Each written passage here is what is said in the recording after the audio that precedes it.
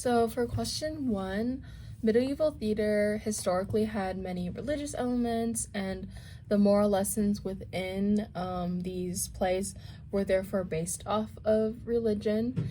And unlike every man, everybody lacks a reliance on a particular religion or belief system, and there is only a general God character, which could be used to represent any religion or just the concept of there being a higher power.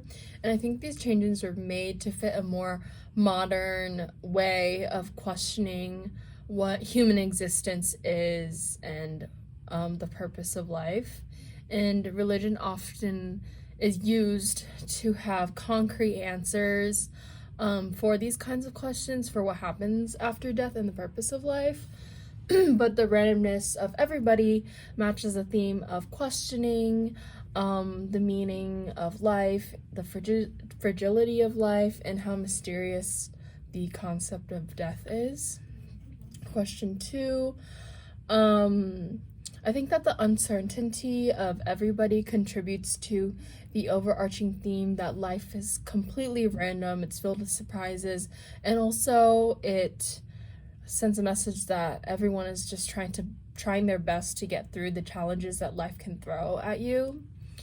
And for question three, so on page 9, the usher says that we're dealing with some fairly old and ancient material, so maybe let's just trust it and be a little forgiving of its storytelling quirks. So this made me wonder why everyman and medieval theater relied on characters that were non-human.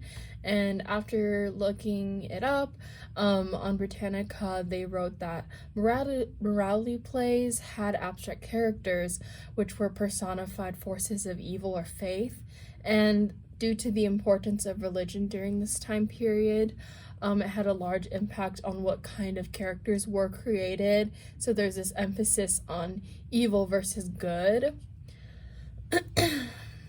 And I think everybody kind of strays away from this and has a more nuanced approach, and it isn't just clear cut between good and bad.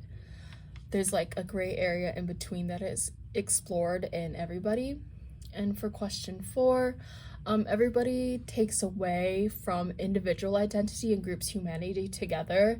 And I think the character everybody is powerless in this world, and in the grand scheme of things is simply stuck with so many different forces impacting their life. They're very powerless.